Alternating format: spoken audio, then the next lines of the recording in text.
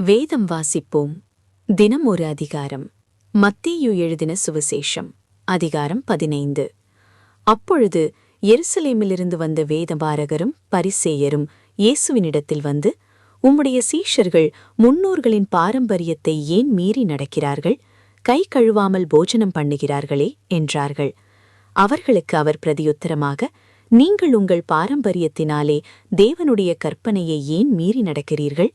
உன் தகப்பனையும் உன் தாயையும் கனம் பண்ணுவாயாக என்றும், தகப்பனையாவது தாயையாவது நிந்திக்கிறவன் கொல்லப்பட வேண்டுமென்றும் தேவன் கற்பித்திருக்கிறாரே.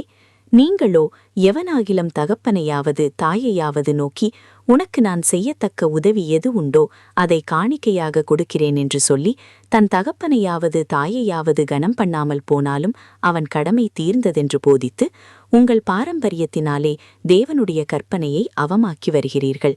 மாயக்காரரே, உங்களை குறித்து இந்த ஜனங்கள் தங்கள் வாயினால் என்னிடத்தில் சேர்ந்து தங்கள் உதடுகளினால் என்னை கனம் பண்ணுகிறார்கள். அவர்கள் இருதயமோ எனக்கு தூரமாய் விலகியிருக்கிறது. மனுஷருடைய கற்பனைகளை உபதேசங்களாக போதித்து வீணாய் எனக்கு ஆராதனை செய்கிறார்கள் என்று ஏசாயா தீர்க்கதரிசி நன்றை சொல்லியிருக்கிறான் என்றார். பின்பு அவர் ஜனங்களை வரவழைத்து அவர்களை நோக்கி, நீங்கள் கேட்டு உணருங்கள். வாய்க்குள்ளே போகிறது மனுஷனை தீட்டுப்படுத்தாது, வாயிலிருந்து புறப்படுகிறதே மனுஷனை தீட்டுப்படுத்தும் என்றார். அப்பொழுது அவருடைய சீஷர்கள் அவரிடத்தில் வந்து, பரிசேயர் இந்த வசனத்தை கேட்டு இடரல் அடைந்தார்கள் என்று அறிவீரோ என்றார்கள். அவர் பிரதியுத்தரமாக, என் பரமபிதா நடாத நாற்றெல்லாம் வேரோடே பிடுங்கப்படும். அவர்களை விட்டுவிடுங்கள். அவர்கள் குருடருக்கு வழிகாட்டுகிற குருடராயிருக்கிறார்கள். குருடனுக்கு குருடன் வழிகாட்டினால் இருவரும் குழியிலே விழுவார்களே என்றார். அப்பொழுது பேதுரு அவரை நோக்கி, இந்த உவமையை எங்களுக்கு வெளிப்படுத்த வேண்டும் என்றான். அதற்கு இயேசு, நீங்களும் இன்னும் உணர்வில்லாதவர்களாயிருக்கிறீர்களா?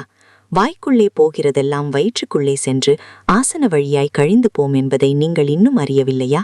வாயிலிருந்து புறப்படுகிறவைகள் இருதயத்திலிருந்து புறப்பட்டு வரும், அவைகளே மனுஷனை தீட்டுப்படுத்தும்.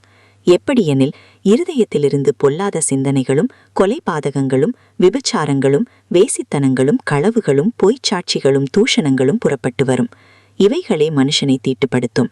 கை கழுவாமல் சாப்பிடுவது மனுஷனை தீட்டுப்படுத்தாது என்றார். பின்பு இயேசு அவ்விடம் விட்டு புறப்பட்டு தீரு சீதோன் பட்டணங்களின் திசைகளுக்கு போனார். அப்பொழுது அந்த திசைகளில் குடியிருக்கிற கானானிய ஸ்திரீ ஒருத்தி அவரிடத்தில் வந்து, ஆண்டவரே, தாவீதின் குமாரனே, எனக்கு இரங்கும், என் மகள் பிசாசினால் கொடிய வேதனைப்படுகிறாள் என்று சொல்லி கூப்பிட்டாள். அவளுக்கு பிரதியுத்தரமாக அவர் ஒரு வார்த்தையும் சொல்லவில்லை. அப்பொழுது அவருடைய சீஷர்கள் வந்து, இவள் நம்மை பின்தொடர்ந்து கூப்பிடுகிறாளே, இவளை அனுப்பிவிடும் என்று அவரை வேண்டிக் கொண்டார்கள். அதற்கு அவர், காணாமல் போன ஆடுகள்